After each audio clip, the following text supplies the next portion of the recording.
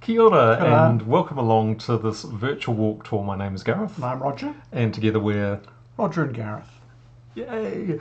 Today's virtual walk tour is called the Resonance Tour, and we're going to be touring around kind of Upper Cuba Street, Te Aro area in Wellington, giving you some local history but also some wider kind of history for rainbow LGBTI events in New Zealand. Yeah, so as Gareth mentioned, this tour goes around about the Wellington suburb of Te Aro, which is in the inner city of Wellington. Te Aro means the facing and is thought to have been named by local iwi, which is Ngāti in reference to facing Mount Taranaki, which is where they travelled from. Maori settlements dominated Wellington and the Wellington area until the arrival in 1840 of the New Zealand Company. Now, the New Zealand Company's really its sole purpose, apart from making money for the Wakefield family, was to colonise systematically New Zealand and divide up the land for European settlement. And so Te Aro was one of the early areas to be settled by Europeans in New Zealand because it was so flat. And the area where we are now, the top of Cuba Street, has a number of old buildings, some of them dating right back until the 1860s, but not many of those, but many of them date back certainly more than a century. So what's behind us at the moment is Thistle Hall, and Upper Cuba Street is going up behind us, not going across. And actually, if we just go up Cuba Street a little bit further, we'll come to our first stop, And which is here we this are. wonderful building behind us, if we'll just kind of move out of the way a wee bit. This is Carmen's Curio Shop.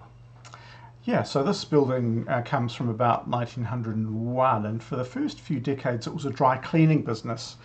And then afterwards it passed through a number of hands, including those of Carmen Rupe, who in 1970 opened a curio shop here. Now, Carmen was a performer, a sex worker, an entertainer, an entrepreneur, as well as being an activist around anti-discrimination causes and HIV/AIDS. Here's a great image of her taken in Sydney in the 1960s. The image is titled Kiwi Carmen. Now, Carmen was born in 1936 in Taumarunui and lived in both Auckland and Wellington. She first began drag performance while doing military service in New Zealand, and you might wonder how that could happen in New Zealand, but in fact the New Zealand Defence Force has quite a long and rich history of female impersonators. I'm talking, of course, about the Kiwi concert parties, which entertained Allied troops in the Middle East, the Pacific, and Italy during the Second World War. And here's an example of Ralph Dyer, who was in one of those Kiwi concert parties, also known as Marlena Hitrash, here performing in New Caledonia in 1943. There were a number of other performers, and they would have still been talked about, I guess, when Carmen joined the military in the 1950s in New Zealand. Well, after her military career, Carmen moved to Sydney's King's Cross and became Australia's first Maori drag performer. And from that time, she lived as a self-identified transsexual. She then returned to Wellington in 1967 and established a number of businesses, including her international coffee lounge, Le Balcon, which was a cabaret, an Egyptian tea room, a massage parlour, and a brothel. But she also established this, her curio shop, where we are now. And in a way, it's kind of fitting because Carmen's life was filled with curios, and she loved collecting knickknacks and things. And this is a great image here of her home in Sydney, some years after she owned the curio shop at the top of Cuba Street. Well, one of Carmen's many achievements was to really challenge laws. Well, I mean, they weren't even laws, but really challenge the police in terms of who could wear female clothing. And back in January 1966, Carmen was arrested in Auckland with, quote, behaving in an offensive manner. The offensive manner that the police charged her with was because she was wearing a dress, stockings, and high heels. Carmen wasn't going to have a bar of this and said she was going to defend the charge. Prior to this, there had been quite a number of newspaper articles in the, if you search papers past, a lot of daily news articles around people being charged with wearing female clothing in public. Well, Carmen went to court, and the police told her to go home and dress in male clothing. And she said, "No, you caught me as a woman. I've been charged as a woman, and I'm going to court as a woman." Well, the Justice I think McCarthy at the time not only dismissed the court case, the charge, but also said that he couldn't find anything in our law that said what people could wear in public. And so it was a real watershed moment, and Carmen was really staunch about that, and was not only doing it for herself, but also the rest of the communities. Carmen has also advocated for homosexual law reform. She was advocating for law reform back in the 70s when it was still illegal. And she also advocated for prostitution reform, and that only was decriminalised in 2003-2004. And so at our next stop, which we're about to go to, we'll talk a little bit more about prostitution law reform. Our next stop is just a couple of doors down from Carmen's curio shop, and it's this building here. It was the first location of the New Zealand Prostitutes Collective. We'll just move out just slightly out of the way. That's right, yes, there we go. So it's the building with the red bricks. And the sort of peaked roof behind it. Yeah, so it was the first home of the New Zealand Prostitutes Collective and opened here in October 1988. Now, the collective was formed the year previous to that by a diverse group of sex industry workers with the aim of providing support and education.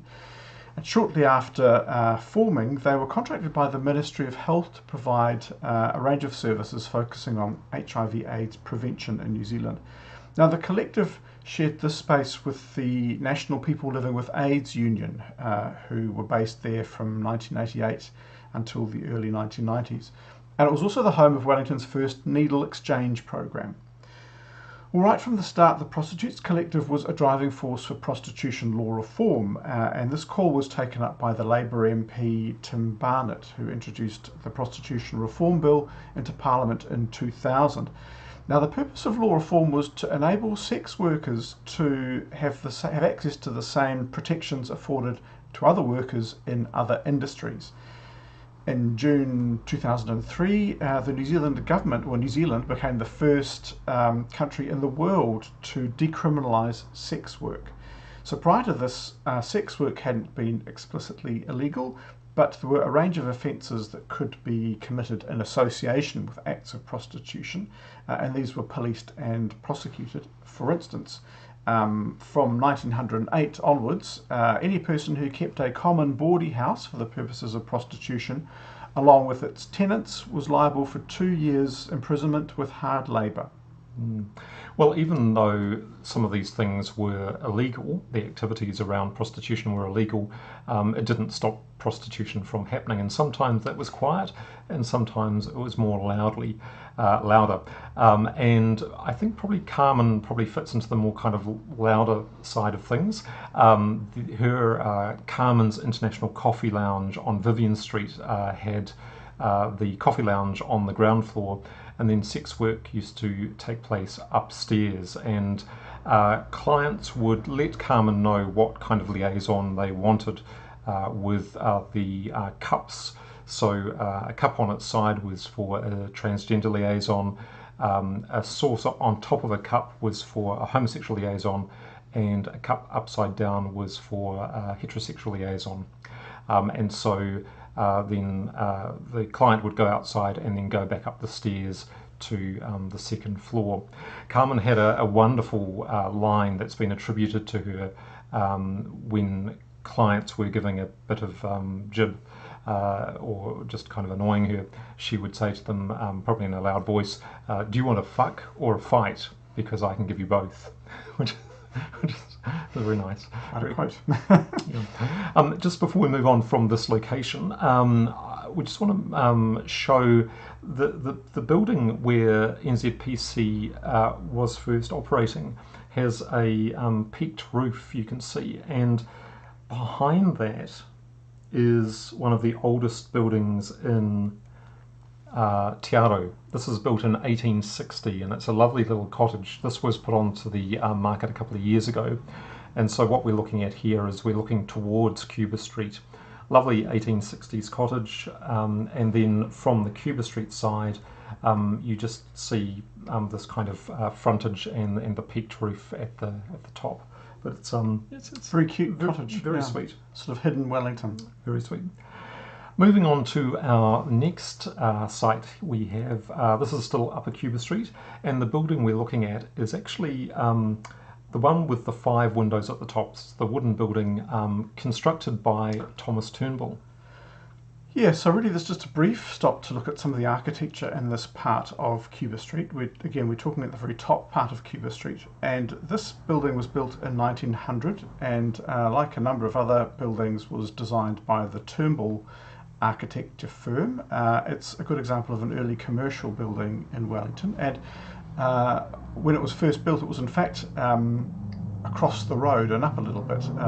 It was moved when they put the bypass for State Highway 1 through a few years ago, and they relocated it to where it is now.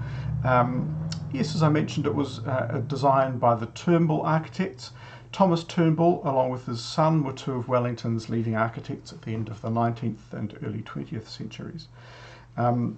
Thomas Turnbull was born in Scotland in 1824, and he lived in a number of places around the world, Melbourne and San Francisco, but finally made it to Wellington in New Zealand. And when he died in 1907, his son William carried on the architecture firm.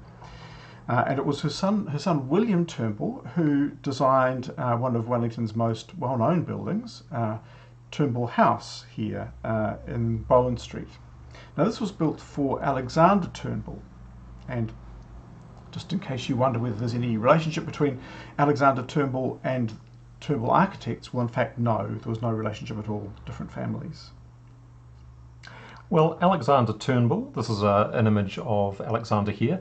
So he was a merchant and a book collector, or a collector full stop. He was born in Wellington in 1868, and with some of his family moved to the United Kingdom, but came back to New Zealand, came back to Wellington in his 20s. So, as I say, he was a merchant and an avid collector. In his lifetime, he collected over 55,000 items, so books, images, maps, and actual physical objects as well. His collection was getting quite large, and so he got the Turnbulls to build this wonderful house in Bolcott Street. I'll actually just go back to the lovely house there. And that was built in 1915. Before his death, he actually bequeathed his entire collection to New Zealand, to the Crown, and this is where we get our first National Library collection from Alexander Turnbull. So this was built in 1915, and unfortunately Alexander had surgery for sinuses, and unfortunately, as a result of that surgery, he died in 1918. But we're left with this, this amazing building, but also this amazing collection of wonderful items from Alexander. We were very lucky as a country. Now, apparently, Alexander was known as, quote, a screaming queen, and we've seen that quote a number of places, but we haven't seen any other kind of evidence or validating documentation as to say that he was gay. But we'll claim it. Moving on now to our next stop, which is just a block or so down from where we are now, a little bit further down Cuba Street. We're going to the People's Palace, which was built by the Salvation Army to provide liquor-free, cheap accommodation for working-class people, families and travellers. And we should just move out of the picture just so you can see that. There we go. So the People's Palace is this 4-storey complex. And as you can see from the facade, it's been added to in various times. 1904, there was an extension put on. 1916 and 2003 was its latest addition. It was part of the Army's efforts to assist the fallen and suffering brothers and sisters and to rescue outcasts. So before this building, the Salvation Army had on this site another building, which was the Paulina Rescue Home, which was opened in 1894. Now, if we'd stayed here shortly after it opened, we may well have bumped into a young Eugene Fellini, who was a resident. And there's an image here of Eugene. If it looks like a mugshot, it's because it is a police mugshot. Eugene was born in Italy in 1875 and came to New Zealand with his family at the age of 2. He was the eldest of 22 children, 17 of whom survived. So it was a huge Italian family which settled in Wellington. Eugene was working at Murphy's Brickworks in Taranaki Street when he was taken to court for impersonating a man. Around 1895, he ran away to sea, aged 21, and was raped multiple times by the ship's captain, and had a baby in Sydney in 1898. Staying in Sydney, he changed his name to Harry Crawford and married twice. And he was charged and subsequently convicted of murdering one of those wives in 1920. Now, the evidence for the murder conviction is circumstantial, and by today's standards, it's pretty flimsy. But nevertheless, he was convicted and sadly died in 1938 after being released from prison and walking off the pavement and accidentally into the path of an oncoming car. So Eugene is buried in Australia, but as Roger was saying, that it was a very big family, is a very big family in the Wellington region, and actually Eugene's parents are actually buried in Karori Cemetery. And there's a photo here of, well, actually video of Eugene's parents' grave, and this is it's the white one, isn't it? It's the white grave, and this is probably about 10-15 minutes walk from the kind of entrance to Karori Cemetery. And I should also just go backwards a wee bit, because we also have an image of Alexander Turnbull's grave as well. And Alexander is buried in Bolcott Street Cemetery. And this is an image of the gravestone. This is not where they were originally buried, because Bolcott Street Cemetery was broken up with the highway being put in place. Still a very lovely day here in Wellington. We're going to move now to our next stop, which is actually just a bit further down Cuba Street, and we'll just part our ways again, Rog.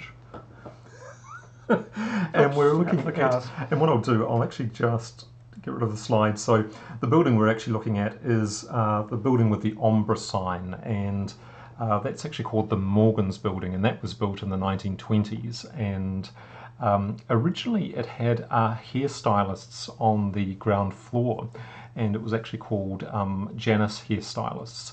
And there's a photo here of the side of the building. I'll just bring it up. So we've got the the Janus Hairstylists below.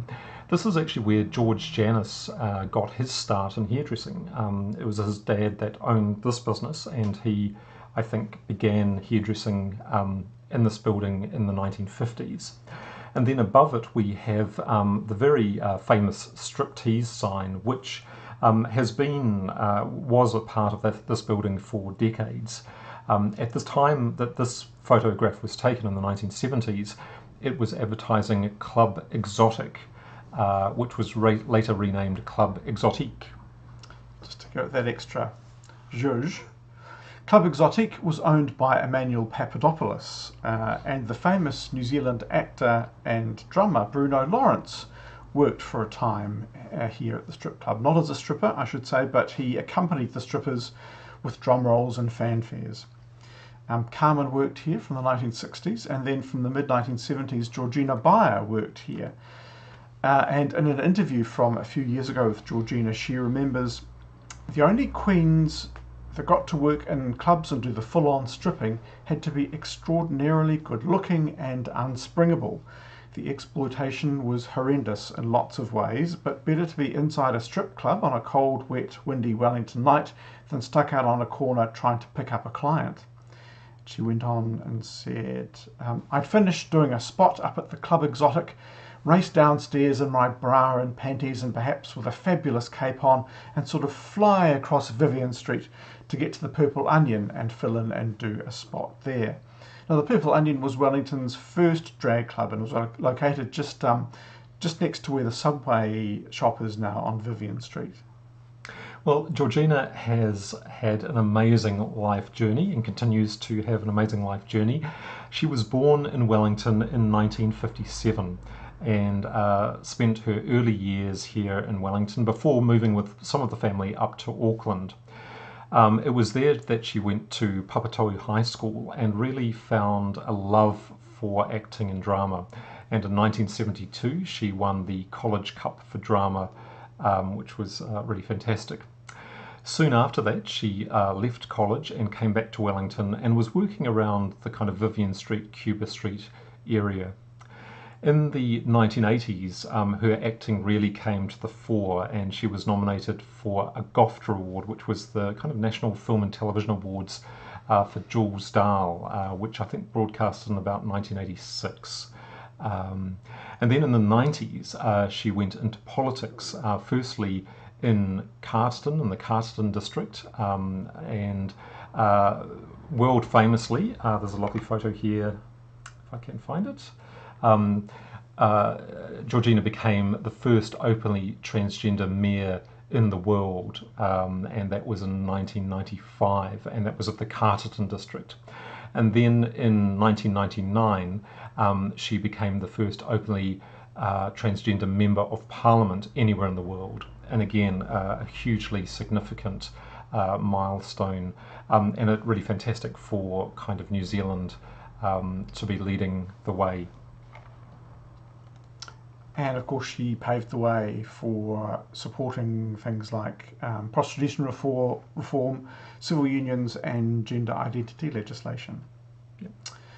Well, let's just take a moment before we leave this corner here to look at the traffic lights and see Carmen Rupe immortalised in the traffic lights, and in a number of the traffic lights up and down this part of Cuba Street. You can see Carmen there on the green cross signal. They were championed by the former Wellington Mayor Celia Wade Brown, and they were launched in 2016, and I think a fantastic sort of addition to the whole feel of Cuba Street. Well, our next stop is just around the corner on Vivian Street, and just a bit of a content warning. This story is going to be talking about a local hate crime, and will last for around about 2 to 3 minutes. Right, well, at the stop here, early in the morning of the 8th of May 1999, 14-year-old Jeff Whittington was sitting on the curb here by this petrol station. He'd had a night out and he was drunk and he was high. At 4:20 a.m. a police officer passed and asked Jeff if he was okay. Jeff said he was okay, and so the officer left. But also out drinking that night were two men in their mid-20s, Stephen Smith and Jason Meads. And by chance they drove past Jeff here at the service station. He was a complete stranger to them. So the two men stopped the car and they started talking to Jeff, and the three eventually wound up a short drive away in Aro Valley to smoke a joint. And it was here that Stephen and Jason beat Jeff to death. The pair later boasted to acquaintances that they had beaten up a faggot who'd been wearing makeup. And they told their acquaintances that they'd never seen anyone bleed from the places that he bled from. Well, Stephen and Jason admitted to punching and kicking him, but they denied stomping on his head, and they said that they never meant to kill him. Jeff suffered severe brain damage, had boot marks on his skin and a ruptured bowel. A woman found him alone lying in a puddle at 4:40 a.m, and he died in hospital the next day. So the jury convicted both Stephen and Jason of murder, and they were sentenced to life imprisonment. Jason was released from prison in 2013 and Stephen was freed on parole in April 2017. Now, he'd been released on 3 previous occasions and had been recalled to prison each time. And in the background, we're actually looking at Inverlochy Place, and this is where Jeff was taken and beaten, and Jeff was actually found just where that, just beyond that building in red on the right-hand side. Yeah, no, very sad. And Jeff would have been in his mid-30s, I think, now. Yeah. We're going to move now to Willis Street, and I'll just change our background a wee bit. And we're heading to St. Peter's Church. And St. Peter's is this wonderful church on Willis. Didn't always look like that, in fact. The original church looked like this. So this was built in 1847, and so we're about 7 years after the first European settlers came to the Wellington region. There was obviously a lot of settlement pre-European, so a lot of Maori were in the Wellington region before this. 1840 was when European settlers came. 1847 was when St. Peter's Anglican Church was created. One of the first things that the church was used for was to help for emergency accommodation during the Marlborough 7.4 earthquake in 1848. And after that, there were additions to the church, and by the 1870s, the church had kind of grown and developed and had been described as, quote, a large, straggling, disproportionate, shapeless, hideous deformity. And so the church was redone. I should also say that this church is actually designed by Thomas Turnbull and Son. So this is another Turnbull building. That's the new one, isn't it? And yes, and the new building is the new one, yep. Is here. But actually, you can see parts of the old building still exist. So, for instance, the circular window is still there, and so they've kind of built onto it. Well, the main reason that we're here is that in this building, in this church, in June 1967, Reverend Godfrey Wilson delivered a sermon highlighting the negative treatment of homosexuals, and it was a radical call for acceptance and inclusion at that time. Now remember, this was almost 20 years before homosexual law reform in New Zealand, and many people at the time viewed homosexuality as a perversion and certainly not a matter for human rights. For example, here's a newspaper clip from 1967 in which Detective Superintendent F.A. Gordon, or if you like acronyms, that's FAG, FAG, asks people in Christchurch, do we want our cities overrun with pimps, ponces, pansies, pussyfoots and perverts? Well, these days people might say yes, but in the 60s the answer was definitely no to that question.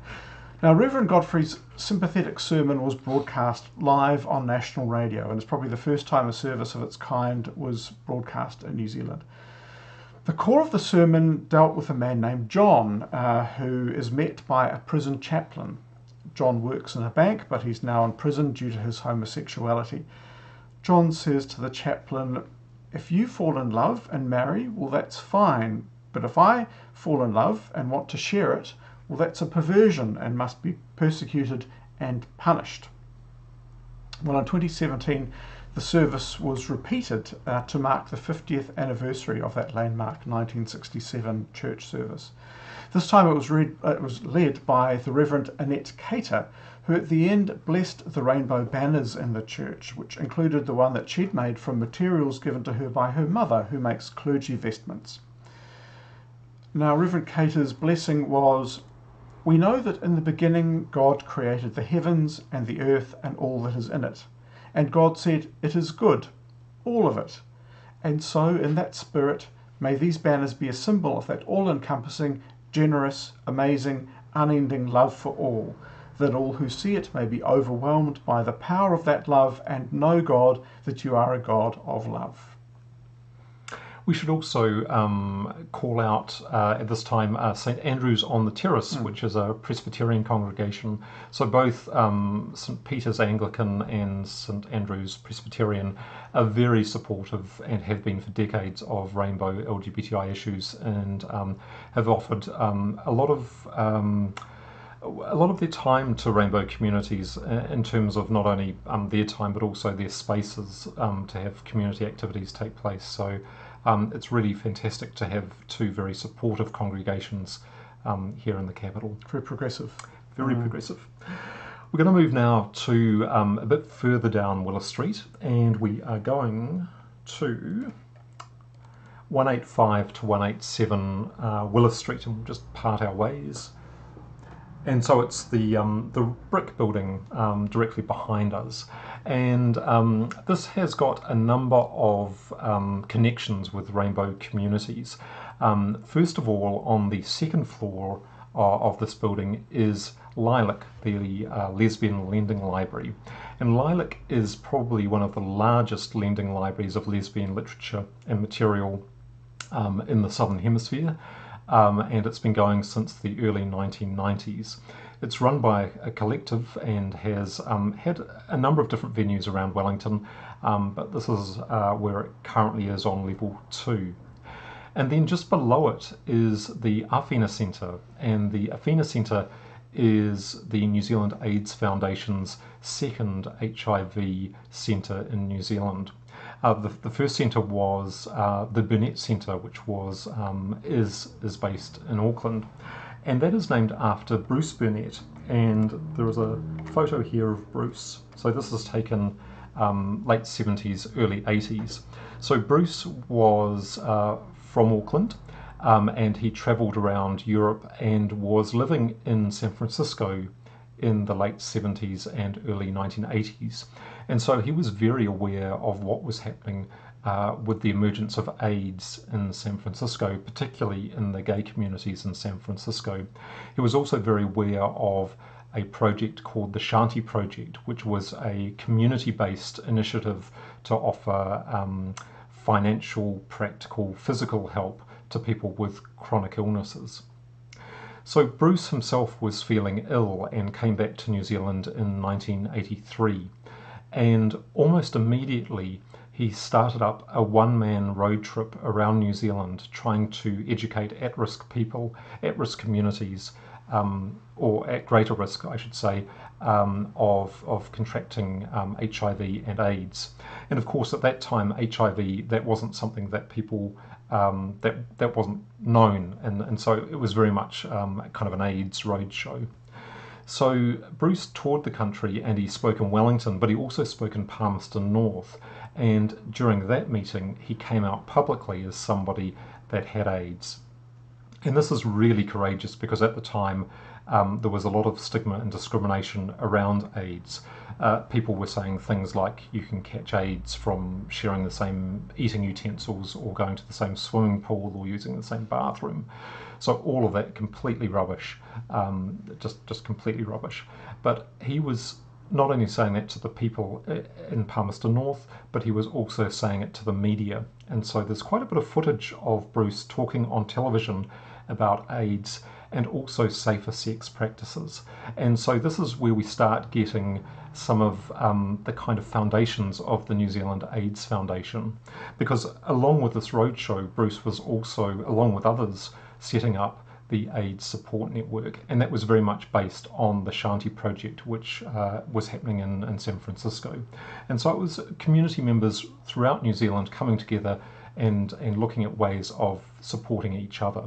And you'll note that it was actually the community doing it, not the state. It was a community-led initiative. Unfortunately, Bruce died on the 1st of June 1985, so he was only back in New Zealand for a couple of years. But shortly after that, the New Zealand AIDS Support Network was given funding from the government and turned into the New Zealand AIDS Foundation, and so this is where you get the beginnings of NZAF. And as a tribute to Bruce, they named the first HIV/AIDS centre in New Zealand after him. So we've got the Burnett Centre, which still operates in Auckland. Mm. Well, staying on Willis Street and just moving a little bit further north, about a block further north, we get to the Willis Street Village. There we go. Now, the Willis Street Village was designed by Roger Walker and built in 1979, and it was the fourth and final location of the Dorian Society, which occupied a space at the back. And shortly after the village opened was when the Dorian Society moved in, and they were there until about 1988. Now, the Dorian Society was established in 1962, and it was the first New Zealand organisation for homosexual men, although homosexuality wasn't mentioned in the club rules or minutes. Its objective was to promote among its members an honest desire to serve the development of friendship, mutual respect, and tolerance in all its aspects. It was primarily a private social club, and it avoided political action, except from 1963, when it took the first steps in New Zealand towards law reform by forming a legal subcommittee that collected books and other resources. Now, this is well before homosexual law reform actually occurred in New Zealand in the 1980s, 20 years before, so quite extraordinary really. Now, this led to the formation of the New Zealand Homosexual Law Reform Society. The Dorian had a number of different locations around Wellington, including on Lambton Quay by the cable car. It also had an all-male policy for some time, and lesbians weren't accepted as members or even as guests at the beginning, but by the time it was here in the Willis Street Village, it was open to all. Now, the Willis Street Village was also the site of Outrage, which was a lesbian-owned private club in Wellington, operating from 1991 to about 1993. I think it's always good to re-emphasise that Dorian was there at a time when it was completely illegal to do homosexual acts, and their kind of energy was coming from, particularly around law reform, was coming from things like the Wellington report in the United Kingdom. So that's in the 1950s. Dorian set up their legal subcommittee early 60s, and it wasn't until, and then we had Stonewall in the US in 1969. So prior to Stonewall, there was a push for law reform in New Zealand, and sometimes I think we forget that actually in New Zealand, in the New Zealand context, law reform didn't happen because of Stonewall in the US. I mean, that was a catalyst, that certainly impacted what was happening in New Zealand, but there were people, there were activists already at work and pushing for it, yeah. Yeah. And often these things actually take decades to get through. When you think that if people started pushing in the mid-60s for law reform, it didn't happen until 1985, 1986. So, that's somebody's lifetime. Well, half a lifetime. Nearly a generation. But the same is the case in the UK, with the Wellington report being in the 1950s.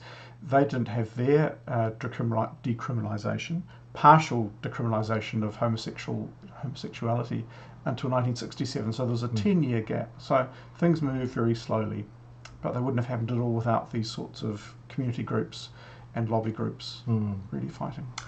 Well, another place where there were loads of community activist groups were at 6 Bolcott Street, and we'll bring that up right now, in fact. We're actually on the corner of Manners and Willis Street and Bolcott Street. So there are 3 or 4 streets going up here. But we're going to be talking about 2 places. First of all, we'll talk about 6 Bolcott Street, and then we'll talk about the Pollen House, which is behind us. But I'll bring up a photo, because the Pollen House was actually moved in the 80s down to the corner here, but in fact it originally started a bit further up Bolcott Street. So this is actually just opposite St Mary's Church, and on our left we've got the Pollen House, and then on the right hand side we've got 6 Bolcott Street. And that was a hotbed in the 1970s and early 1980s for rainbow activist groups, including the Women's Resource Centre, the Ggant Women's Health Collective, the Gay Community Centre. There was also the Lesbian Centre on the 3rd floor, which was the first of its kind in New Zealand, and also the Lesbian Gay Rights Resource Centre. And again, that was on the 3rd floor. And it was really important for rainbow communities to have their own resource centre to collect their own information and around health and law reform, and this was the first kind of my understanding is it's the first kind of attempt to start gathering information into an archive. This is where the startings of the Lesbian and Gay Archives of New Zealand happened. The Lesbian and Gay Archives of New Zealand hold what the Resource Centre began collecting in the 1970s. Unfortunately, it was also the target, the Lesbian and Gay Rights Resource Centre was a target for anti-rainbow people. And there's a photo here, which I'll just bring up, of an arson which occurred. This is actually after homosexual law reform, so this is in September 1986, and this is Phil Parkinson looking through the remnants of the Lesbian and Gay Rights Resource Centre. This arson prompted the membership to think about more secure ways of holding their archives, and this is where the birth of the Lesbian and Gay Archives kind of came from. Well, just next door to the Resource Centre was, as we mentioned a bit earlier, this wonderful house, the Pollen House. This is another Turnbull architect's design from 1906. And as you can see from this image here of the building site, it was actually a little bit further up the road from where it is now, and it was taken down to the corner and rotated around by 90 degrees. It was built for Dr. Pollen, and it was his home and surgery. Now, Dr. Pollen died there in 1918 after contracting the influenza virus during the pandemic that swept New Zealand at the end of the First World War. Now, he was the Wellington Port Health Officer, and he contracted the virus while he was doing his work inspecting overseas ships in Wellington Harbour. His wife Catherine had already died. She died in 1894, and he lived here with his two daughters, Effie and Dorothy. Now, Effie was born in 1879, and she's mainly remembered these days for her long-term relationship with the famous New Zealand poet Ursula Bethel, which lasted for over 30 years, and here's a great image of Ursula and Cat. So the two met in London in 1905, and they lived overseas for many years and didn't return to live in New Zealand until they were in their 40s. When Pollen returned to New Zealand, Bethel followed, and there's a suggestion that they might have lived here at the Pollen House for a time. But by 1919, they were living together in Christchurch in Rye's Cottage, and here's a picture of the interior of Rye's Cottage. Effie kept house and supported Ursula so that Ursula could write. And in fact, Bethel wrote most of her poetry during this period, and it described their life together, their house, their garden. And Bethel called Pollen her little raven. Now, even though they lived together, they were at pains to travel separately on public transport so as not to arouse suspicion. Two women living together, tongues would wag. But while guarding their privacy, they did invite friends around, and they had a strong friendship group amongst the rainbow community, including the likes of Tos Wollaston, who was a painter, the poet Charles Brash, and Walter Darcy Cresswell. Well, a few days after Bethel's 60th birthday, Pollen complained of severe headaches, and so she retired to bed and sadly died there 3 weeks later of a brain hemorrhage. The distraught Bethel wrote openly of her grief for Pollen and in letters, and she wrote 6 memorial poems composed on the anniversaries of Pollen's death. And I was just going to say that we actually have an image here of where Effie's buried. Effie's buried in Crawley Cemetery as well, and quite nice to have the poem over the. Yeah, it's quite an interesting grave. That headstone for the mother is at the front, and I think that was probably Henry Pollen's mother, and the gravestone for the rest of the family is sort of on a rock, and it's carved into that rock which is behind the thing to the mother there, which is very, very interesting. Anyway, the 6th and final poem that Ursula Bethel wrote for Effie Pollen was called Spring 1940, and in it she asks God to match spring with vision, spirit of beauty, bring with your persuasive love to the inward eye awakening, lest looking on this life to count what time has taken, I cannot bear the pain. Very sad. Before we move to our last stop, we're just going to do a virtual twirl, and we're twirling to the other side of the street, and we're looking at the very amazing St George Hotel, which has been here since the 1940s. But it's just a good time to point out that there's been some really famous people that have stayed at the St George. For instance, we've had the very famous director Alfred Hitchcock was here in the 1950s. We've had Laurence Olivier and Vivian Leigh. They came in the late 1940s when they were doing a tour of New Zealand. Also, the composer and conductor Igor Stravinsky. He was here in the late 60s. And The Beatles. the Beatles, but also a world-famous flying...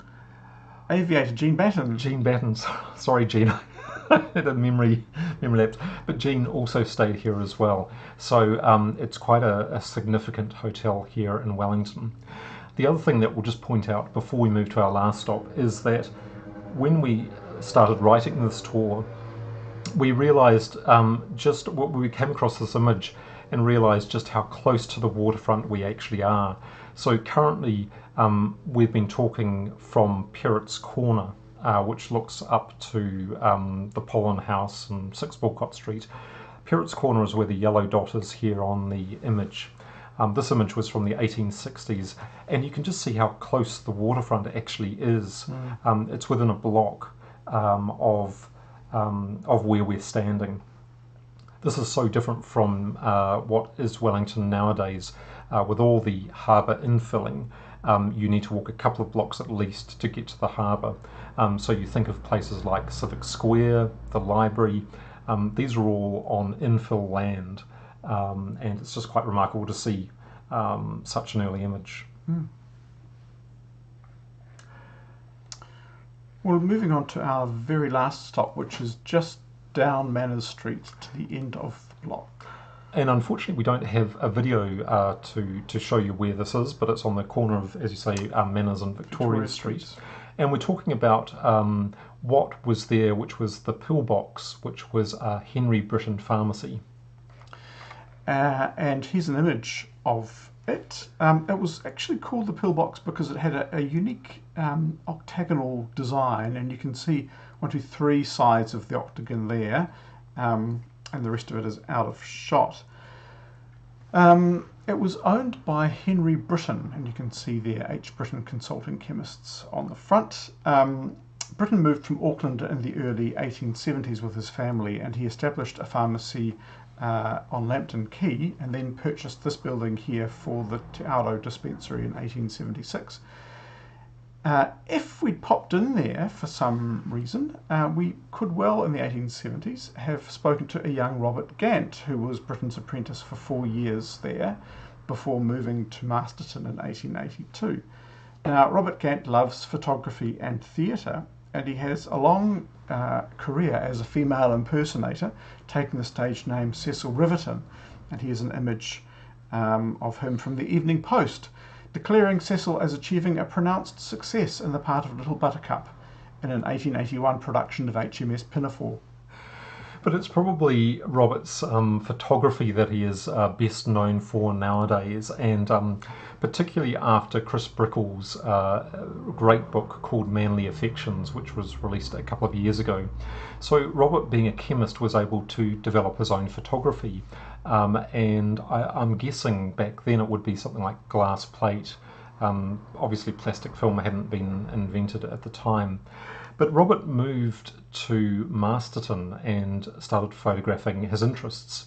And his interests included young men. They also included, he had a bit of, I think, a fetish for boots and shoes, and also theatrical beheadings. At the time, there was quite a kind of a popular thing of doing these kind of fake beheadings or executions. Here's an image from Masterton. So we're talking about the 1880s, late 1880s, early 1890s. And we'll just bring it up a bit further. So the person in the centre of this image is actually Robert himself.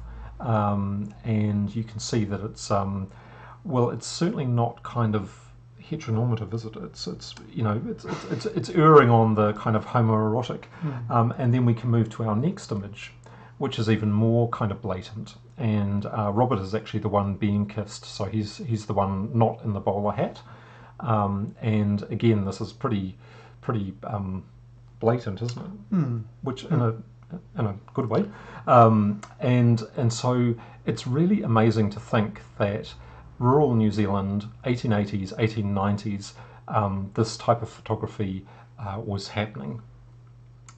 Here's another image. This is of Charlie Hay, and Charlie was the son of the great elm butcher. And so not only did Robert photograph Charlie, lovely photos here, but also they had a relationship. In fact, they were together for 30 years. They moved back to Wellington and lived in Seatoun from about 1905 right up until Robert's death. And Charlie used to work at the DIC department store behind the fabric counter. And then when Robert died, his photographic albums went to Charlie, and then when Charlie passed on, they were passed into Charlie's family. And Charlie's family then subsequently donated them to the Alexander Turnbull Library, and that's why we have the images today. And it's really remarkable when you think of all the opportunities when those images could have been got rid of. They could have been destroyed by the family or friends, but they weren't. So we've got these two wonderful photo albums now from the 1890s showing queer life in rural New Zealand, which is really amazing. Yeah.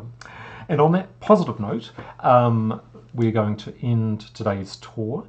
I see that we've got about 7 or 8 people watching at the moment, which is really fantastic. Thank you for sticking with us. It's not all one person, I think. I think we have multiple people. So really hope you enjoyed it. Really hope you enjoy the rest of your weekend and afternoon.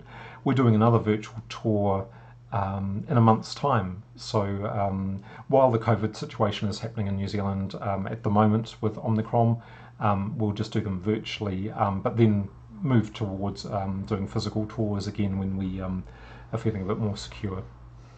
But thank you so much. Thank you. And we'll see you again.